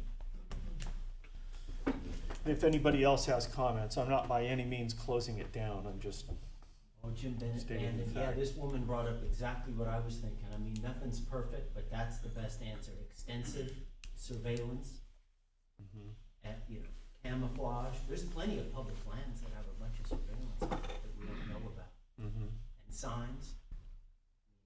Not everyone's an attorney, you know, they're not gonna know what the Oregon law is. You've got signs showing that there's surveillance. Maybe some of the time, a cruiser would be out there to greet them, you know. It's gonna bring accountability to it. And they could be camouflaged and you could have plenty of them. They're not gonna be able to get all of them.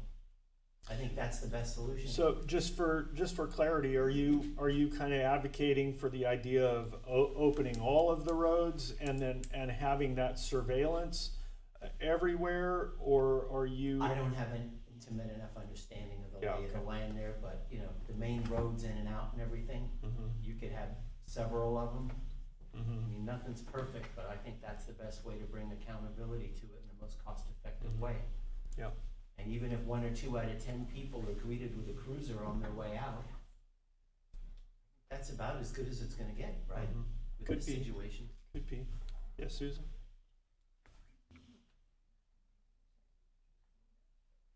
Suze Kirkendall, Coos County.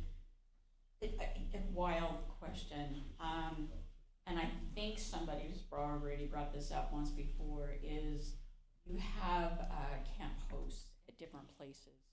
Is it possible that there could be, I'm thinking, you know, a single guy who's living in a motorhome and he's willing to be a host of that county road, that entrance, or that facility. I'm not talking about everything all over, maybe piecemeal. Is that something that could be considered similar to a camp host type volunteer situation where they can camp there, provided, I mean, we've got a volunteer agreement that I've just read for me, along the same line, hold harmless, but have a, you know, their eyes and ears. As long as they're equipped with good phone service, they can call for help, you know, they can inform law enforcement. So, kind of a crazy thought, but if that was something. Right. Yeah, and it's actually not crazy. It's actually something that I know we've discussed here before, and I think it remains at least a potentially viable solution or an aspect of a suite of solutions to afford better access to the lands while also protecting them at the same time. Well, just a thought. Are we putting that person at risk? Well questioned. Because they're going to take pictures or whatever, and if they get seen, all of a sudden a confrontation happens. And in my crazy thinking, and maybe it's a Hollywood version, you know, you've got a single military guy who, you know, is well versed in I got that part, but and shoot a clay pigeon in the middle of stuff, the, you know. stuff. I'm not talking about that. That isn't what I meant. Yeah, but I meant that mindset that, you know, takes that challenge And on. depending on where the call for help is, the deputy could be in Powers, it could be in Lakeside or wherever, and True. It takes a while to get there and, So how do the camp hosts handle that? I mean, cause a host, when you're out in a very rural campground setting, is in a similar situation. So these, just a wild. Well, our parks have garbage cans. True, And- I'm not and- talking about the dumping concept, it's the self, protection, the ability. If you've got a campground out in a very rural setting, you're not gonna get a police officer or sheriff's officer there in a timely manner unless he just happened to be in that vicinity. Right. He's got a wild party going on, and I mean, it's out of control, and he tries to go and mitigate the problem. He normally calls, like the Powers, when they have a policeman, the Powers host would call the Powers policeman. So it would be a similar situation then, that you would call. Yeah, but you know, we only got 2 patrolmen on duty at any given time I know. for the whole friggin' county. And the probability that they could get there on a timely basis, or even get there at all because they're really onto something more important than trash, is, so anyway, I think our purpose today is to gather information and ideas and discuss them later. We could write them down, and I think Bob has some to talk.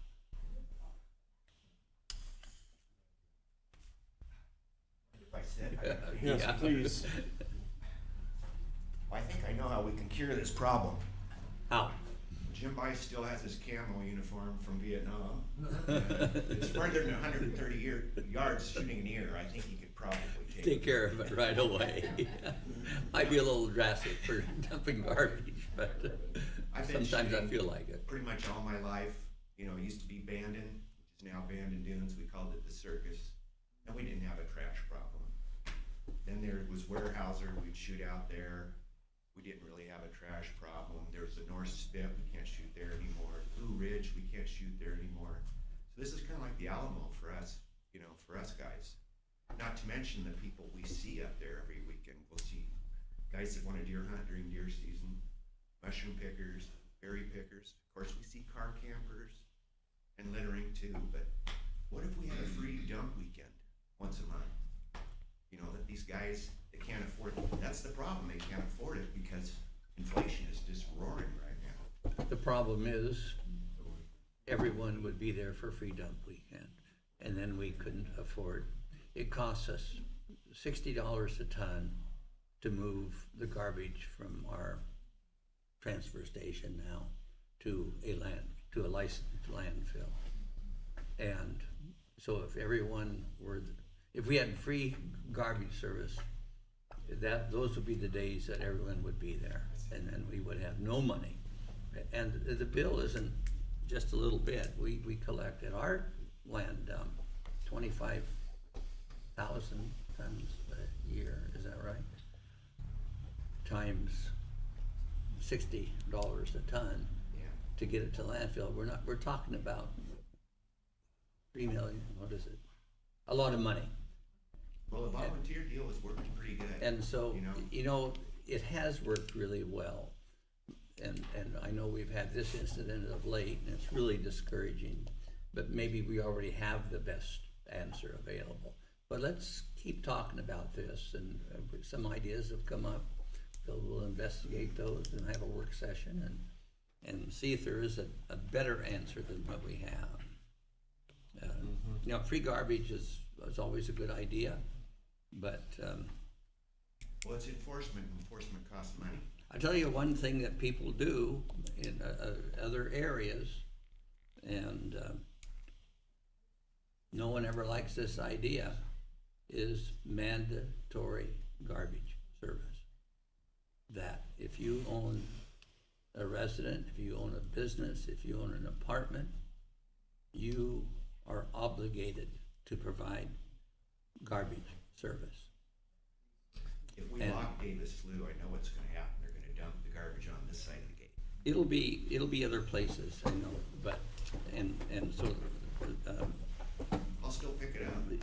Well, you shouldn't have to, and no one else so is gonna do it. and I know no one. Target trash is what I've always picked up for years. There's just a lot of shooters that aren't accountable, but now we're getting household garbage where they're actually dragging pickup trucks and trailers out there. We know all about that, Bob. We've had years of experience with it. And so what you're seeing is just a tip of the iceberg that we see so much in the county forest. There are some people that just don't commit to norms. Well, they got all the And garbage.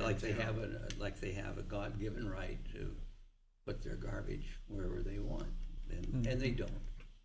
And we need to do something about it. But seriously, I think one of the things that that governments have done in other areas is to have a requirement that you have garbage service, or that you, if you don't, that you can show a receipt for taking your garbage to a prescribed place at least once every 2 weeks, something like that. Yeah. But what's wrong with that is no one wants to do it. But I do think it is an answer. I have a brother-in-law that lives in Italy. He loves coming here and just driving out through the forest because they don't have those expanses of unpopulated land. And he said, John, what kind of people do you have here? Why is all this garbage? Why aren't they required to do something? I said, that's just not our way, apparently. But when you really think about it, and the other thing is when we take office, we have an oath. We swear an oath that we will protect the public properties owned by all the citizens in this county. That's a dilemma. You know, Phil wants to be able to go out there. Lots of people want to be able to go out there without having to trip over garbage. I don't know, it's a problem. And it's a great conversation. It's one we need to conclude. Or just accept we're gonna look like a shithole, most of it out along our roads. Everyone's so angry. I haven't posted on Facebook, and everyone that sees that garbage is livid. Yeah. You know, but no one does anything about it. Well, we're trying to. Not only do we have the deputies, but you know, they really have bigger things to do than police garbage. We have code enforcement, but that's one person. We have a hearings officer, and I had hoped that we could, it was the hearings officer that tracked down where this garbage came from. Okay. Didn't take rocket scientists to do it. And the fact that the people were talked to and apparently induced them to go out and take care of it. We need to publicize it. I'd like to see that when we have an incident like you experienced where you're shooting, you know, get the TV station out there, show people what's happening, how disgusting it is. Yeah, when you go downtown, we got it right here in our backyard. Yeah. So, no, it's a serious problem. Thank you for bringing it to our attention. I really appreciate it. You bet. All right. So, anybody else care to tender any comments on this topic this time? Yes, sir. Please come on up to the microphone and introduce yourself, if you would, please. I know you mentioned that my name is John Sharman, and I know you mentioned that the cameras that were put out were vandalized and stolen. Well, the technology is improving. They have infrared, so you don't need an LED to light it. And the cameras are smaller now. I know a lot of the security cameras, half of the deal is they're seen. So they're not made to be hidden. They're supposed to be seen, so they provide, they dissuade people from trying at all to steal because there's a camera. Well, out in the woods, that's different. But if we could look into getting more surreptitious cameras Mm-hmm. that are infrared, so they don't need a light source. So they're harder to find and they're more easily concealed. And you can put them on key places where on the road where you get the license plate, and not at the end or the beginning, but somewhere where the license plate will be available. And if you could get the evidence of the trailer of garbage going in and coming out empty, that's pretty rock solid. You could get convictions with that. So this brings to mind also, I mean, I appreciate your comments, but I wonder, you know, we've got a couple other problems that would be introduced there. Number one is, how is that video monitored? Is it transmitted real time, and that incurs a transmission expense, a data expense, or is it stored remote or stored locally on the camera device, and then somebody has to go out and physically pull the data off? That's maybe with the park host idea, and then they could have several cameras that they could be monitored real time, and a lot of them are motion activated. Yeah. So that they don't just constantly transmit or store, because you run out of storage space unless you're out there picking the camera up and downloading it. But if you had close enough range, you could electronically connect wirelessly and to your park host, or your road host, and then they could monitor law enforcement if they get a clear violation. So if you combine some of these ideas together, you could probably at least get the roads that people want to use, like the one in question. Because I shoot too, and I used to shoot at the North Spit, and that's not happening. So yeah, that's pretty much it. All right. Thank you for those comments. Thank you. Mr. Chair? Yes, sir. They have cameras now that have developed that if you had cell service, they transmit the image to your cell phone. Instantly almost. But you have to have decent cell coverage, either through AT&T or Verizon generally. So, you know, it sounds like, I mean, maybe there are technologies that could be applicable there. That is, of course, going to incur additional expense. They're not expensive. They're less than $200 a piece. They come down way in price. Hello. Hi, I'm Dina McDonald. I live in North Bend, and this is just a suggestion. One of our parks that I'm very aware of had a huge amount of vandalism, and they finally got fed up with it. And as all they did was put a sign up that you're under surveillance, and there is no cameras there, but it really cut down. Are you supposed to say that part out loud? Well, a lot of people think that there are, but there is no surveillance there, but it really cut down vandalism. It's just an idea. That's a cheap solution. Yeah, it is. They used to have signs between Sumner and Fairview of the same thing. There weren't any cameras, but they had signs up. It really cut down all the dumping.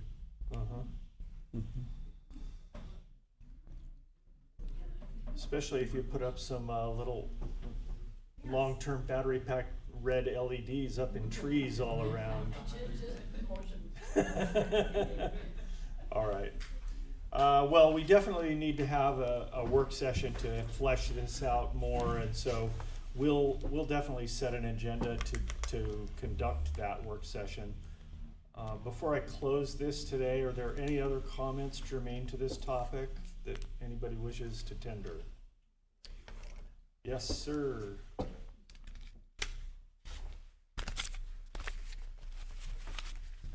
Tim Pierce, Bandon, Oregon. The only thing I want to say is, rather than sticking the law-abiding citizens with the expense of this, we might have to, at the very beginning, well, I think we ought to be making the violators pay for this stuff.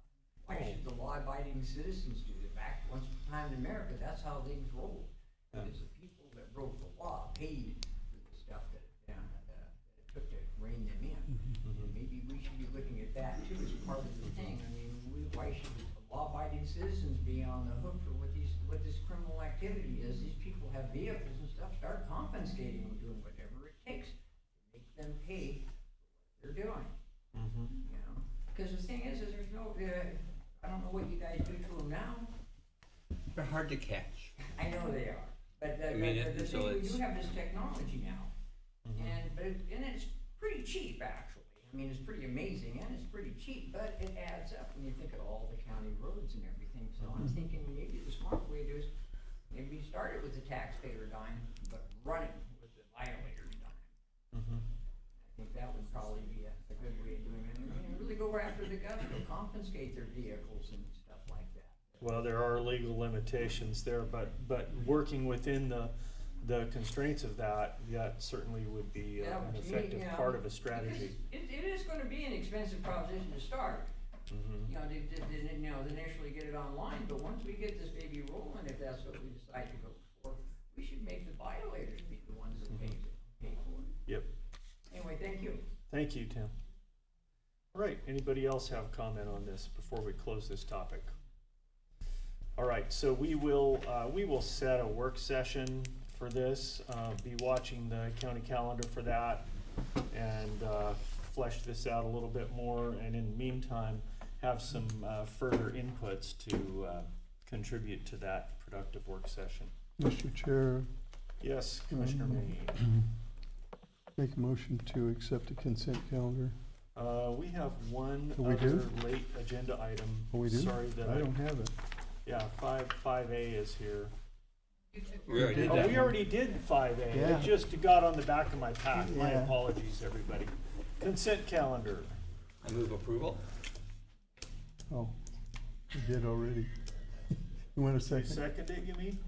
Oh, Yes. I didn't know we were gonna, okay, I Yeah, second all it right, then. all right. All right. Motion and second, all in favor? Aye. Aye. Very good, thank you. Commissioner reports. I'll start off. I took a week's vacation last week, and my daughter came up with my two grandchildren. It happened to be her two children as well. She lays claim to them. I argue about that. And we had a great week. And, you know, we deal with our county's problems all the time here at the county in all these meetings. And it sometimes is overwhelming. And it gives you a mindset that the world's a horrible place. But we live in a wonderful place. And we enjoyed the beach, we enjoyed the rivers, we enjoyed the lakes, we enjoyed fishing, we enjoyed hiking, we enjoyed being together. It was a great week, and we live in a wonderful place to have great weeks, and we shouldn't forget about that. You know, we're here to deal with problems, but there's a really good side to life here in Southern Oregon coast that we need to remember. That's my commissioner's report. In trying to move this meeting along, and the one important thing we did this last week was we hired a new veteran service officer, VSO.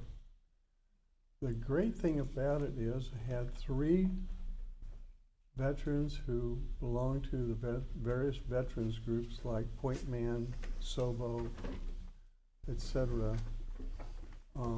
Sit in on the interviews and ask questions. They were invaluable. They have great insight into the needs of veterans, etc. And we have a new one coming on in the middle of October, new VSO, who will, looks like, be excellent. So that's really good news. We had 26 applicants, something like that, and we narrowed it down to 5. And all of the people on the committee had a hand in narrowing down those choices.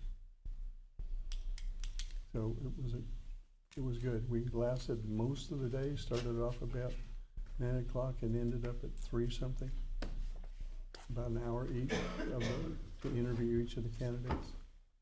It was an extensive interview with lots of questions, especially from the people who are intimately involved in veteran services and helping veterans, whether they're just need an upgrade in their service disability, or they're homeless, or they were booted out for some reason, other rental or whatever. They had great insight, and I think we have an excellent person coming on board. Mr. Chair? Thank you, Commissioner Main. We have an issue ahead of us with the levy that we have decided to put up before the voters once again in November. And we've done some work on that, getting that levy prepared to go on the ballot. And we're going to be meeting with community members and advocating for what this means and what it means if we don't see passage. This is the levy as it stands now and as it will be presented on the ballot represents a 49 cents per thousand increase over this current year. And that's the levy itself is 69 cents, but a 20-cent levy is expiring off, so it actually represents an increase of only 49 cents per thousand, as opposed to the 98 cents per thousand on the last levy. This one's trimmed down, cleared up, and the consequences of a failure to pass are clearly spelled out in the levy language itself. The fact is that if it doesn't pass, in order to give us a 5-year cushion to be able to figure out how to keep this county funded, we are going to have to close the newly opened second pot of the jail. And that would be terrible for the cause of justice in Coos County, because if we can't detain people, then we don't have enforcement options for the sheriff to be able to use, for the district attorney to be able to house people who are awaiting judgment. So this is a significant reduction over the levy that was just on the May ballot, and we're very hopeful to see an approval of the voters with a better defined levy, with a more limited application, and I really like the fact that it coincides with the 20-cent communications system levy falling off. So we'll be working on that, each of us individually and together, I'm sure, some to share with the public what this means, what the ramifications are, and additionally what we're doing in the background for the longer term, because in my view, and I think my fellows here share this view with me, that more taxation is not ultimately the solution that we need. What we need is proper utilization of the resource that we have in the O&C lands. That's where our funding deficit really is. And so we're continuing to address that. And by the way, I'll mention that toward that end, we have a kind of a work session with the Curry County Board of Commissioners. This is farther out than I was hoping to see it, but it is set at this point for November 13th and 14th down in Curry County. We're going to be entertaining a presentation by Doyle Shamley of Veritas Research. And what Doyle is going to be counseling us on and informing us about is the Apache County process that went through, where Apache County, Arizona was successfully able to hold the federal government accountable for the management of those lands, or the mismanagement of those lands, and actually take over that management and be able to utilize those resources for the local benefit that they really are intended for. And so we're hoping to employ a similar strategy here in conjunction and cooperation with our adjacent counties. And again, that's going to be November 13th and 14th down in Curry County. We're looking forward to that. Anyway, I don't think I really have anything else. So with that, let's move on into citizen comments. First up was Phil Thompson. Phil's done for the day. Thank you, Phil. We haven't heard from David Jennings yet. And David passes. That's his prerogative, although it's always edifying when he speaks. James Bennett.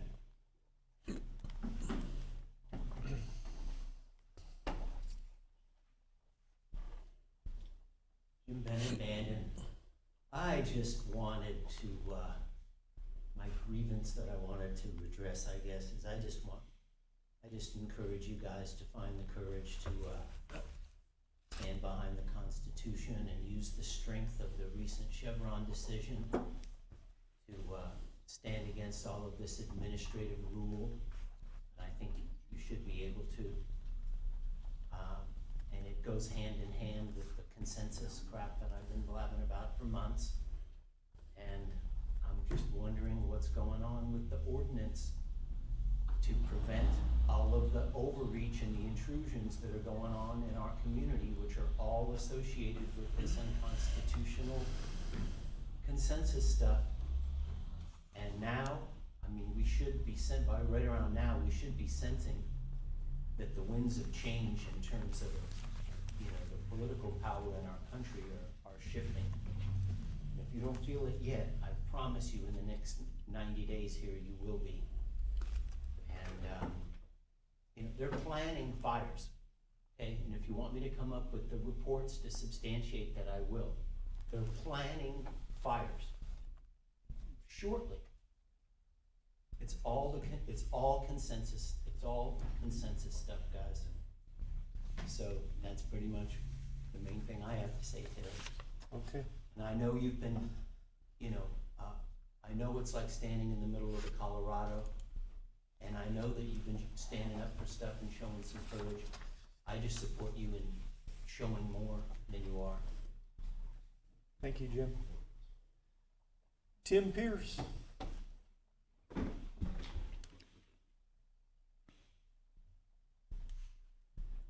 Morning again, Tim Pierce, Bandon. I want to talk about I guess you could almost call it the tale of two cities. You walk into the Far Store down here in the corner, and it's a whole different world than the Far Store in Coos Bay.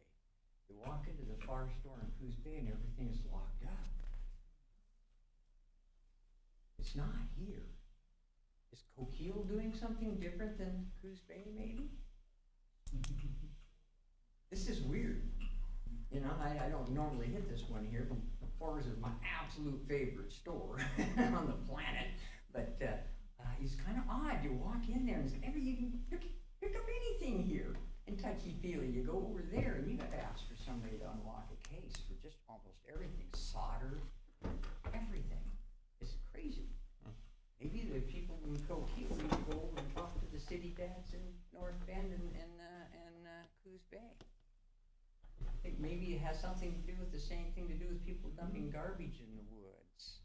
They commit crimes and they aren't being held accountable for them. Instead of being held accountable, you force the merchants to lock their stuff up, making it harder for them to do business. These people that are being naughty, they need to be spanked for that. You know, instead we don't even spank them. You just tell them, don't do that no more, little Johnny and little Mary, and send them off. And it's sad when you walk into a place like Far's and you see this contrast and you go, my God, how much did that cost that business? And they're taxpayers, and they pay a heck of a lot of money, and they're a very, very important business. They keep their money in Coos County. Walmart, Fred Meyer, Safeway, all these big companies, they leech all the profits out of Coos County and hold them off to corporate.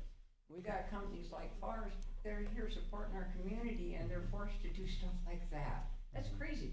Anyway, I just thought I'd point that out. Maybe somebody should kick that around a little bit. It's sad. It's very sad. Thank you, Tim. Thank you. Amy Manuel.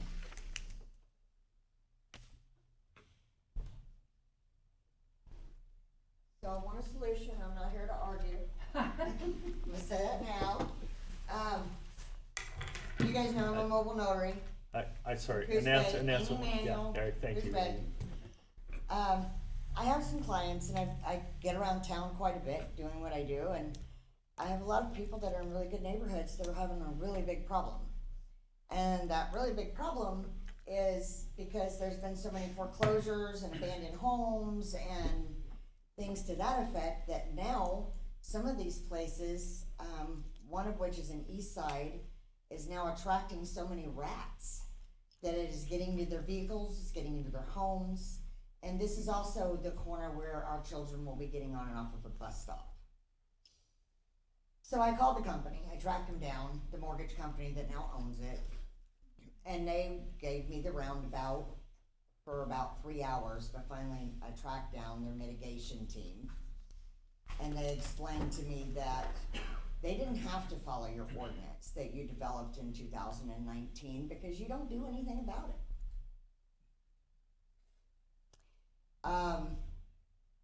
I would like to see something attached to that ordinance that can help people as citizens do something about it, or maybe we can fill out a form and be allowed to go and clean these properties up and then attach it to a bill for them. Because these are mortgage companies and banks.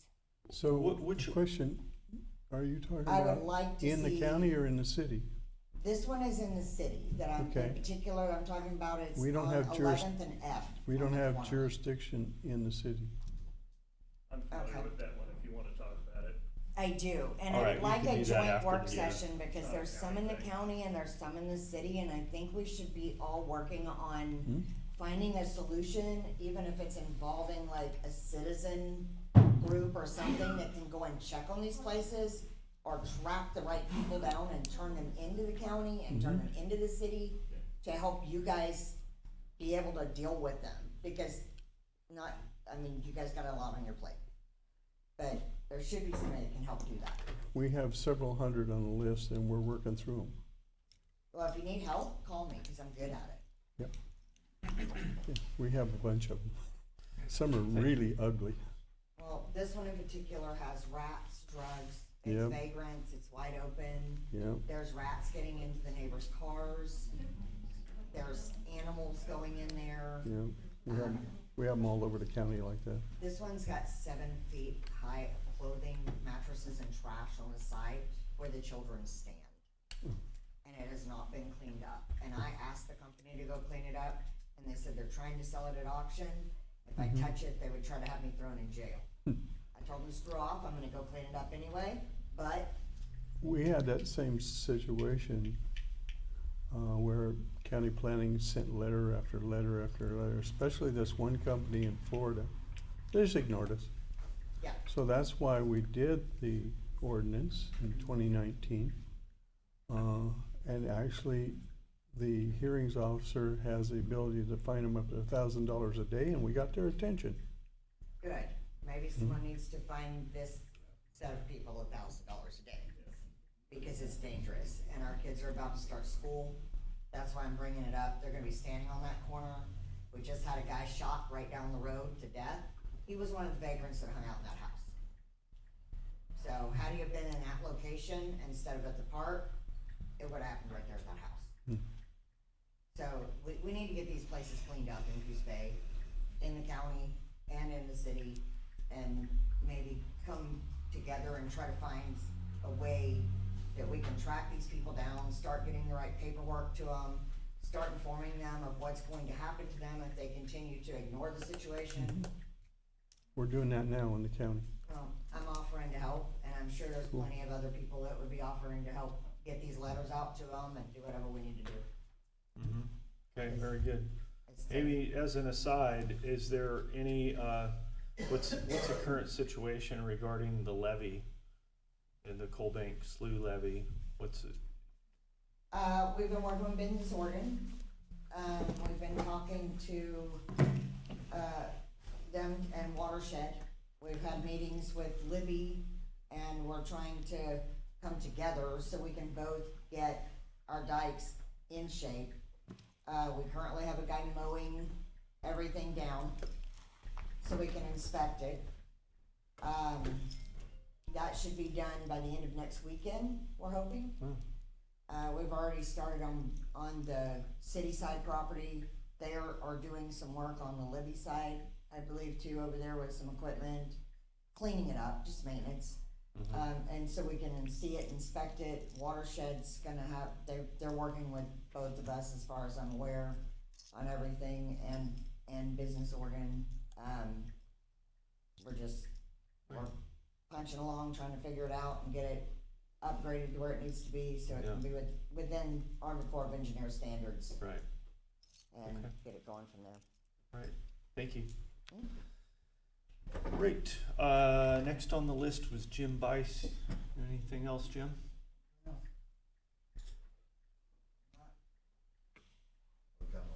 Yes, please do. Yeah, I just want to thank you, gentlemen, for kind of being on top of this and realizing that there is indeed a problem and searching for viable solutions for everybody. And, you know, something about going out in the woods, it's good for your mental and emotional health. We go up there to shoot, and we've seen deer, we've seen eagles, we've seen all sorts of wildlife. And it's just refreshing to get out of the city, get out into nature, and appreciate what we have here, because all too often I think we get busy with our daily lives and we really don't stop long enough to stick our head up and appreciate what we have. We live in one of the most beautiful places in the world. And there's a lot of ways of appreciating what we have, not just the aesthetics, but the use. You know, the county forest provides revenue for the people. It provides recreational opportunities, all kinds of recreation. You know, hunting, fishing, berry picking, mushroom picking, all sorts of things. And sometimes just getting out and getting away from the city. So it's important that we protect this asset, but at the same time, we've got to allow access to the people, but it's got to be done in such a way that the 1% out there don't ruin it for everybody, because all too often, too many laws and ordinances and rules are enacted that penalize the majority because of the actions of a very small minority. And I don't want to see that happen. You know, I think there's a viable way. And I just wanted to offer, you know, if during your discussions, if there's anything I can contribute or anything I can do, let me know. Thank you. Very good. Thank you, Jim. And last on the list was Bob Schultz. Care to weigh in? Anything else, Bob? Okay, all right, very good, thank you. All right, is there anybody else who would like to speak who didn't sign up? Opportunity is there? No? Going, gone? All right, well, thank you all for your, I'm sorry? I'd like to speak. Okay, please come, let's just. I'm Robin Hurston. I'm very shy, I wasn't gonna speak, but just because it's coming up after this fellow, I am an advocate for Johnson Mill Pond and tying the Riverwalk Trail to there. And so just talking about enjoying what we have Johnson Mill Pond, which is an excellent place that cannot be maintained because of the budget. So I'm trying to figure out ways to work around. And, appreciate that. Thank you. You're Very Robin. good. Yes. Ah. Yeah. I had nice to put. I did have a discussion with the Parks Director. Yeah, Craig. he was here. He's gone now, yeah. But Thank you. he was waiting for your call. I'm gonna, out of town last week, so. Yeah, he was on vacation, but Gonna he's go to the back. meeting this afternoon, and Uh-huh. maybe he'll be there. Yeah. Yeah, okay, And very thank good. you all for calling me back. Mhm. Yeah, thank Thank you. you. Appreciate your participation. All right. Anybody else care to tender a comment? One more. Yes, sir. You have to reintroduce your name, please. Okay, my name is John Ezra Shireman, and we've heard a lot about the 1% and the people that don't appreciate and they just go out and trash things. And this applies to a lot of stuff, not just the road issue. But there's a long-term solution, but it's not something we can just do on a county basis, and that is education. We need to make sure that people are educated and that they have opportunities in their life so they don't fall down into that 1%. And the more opportunities we create for the little guys that have the potential to, because people want to be good people, most people. And I think we could get that 1% down to like 0.05 or something like that. And if we just make life better for everyone, and so we need to think about the long-term thing, and because you're right about making these rules, they take away freedom from the regular people that don't want to cause problems. Right. And the only way to deal with that is not by making more laws and taking away more freedoms. It's to help people escape from what puts them into that 1% in the first place. And that's not something we could do in one term of office for anyone or anything. We're just going to have to create a society that teaches people to appreciate all the good things we have. Because we hear a lot of people complaining, but if, like, go to Russia right now, they're really suffering in Russia. When the Ukrainians took over that land, the people were welcoming them because they were giving them water and food.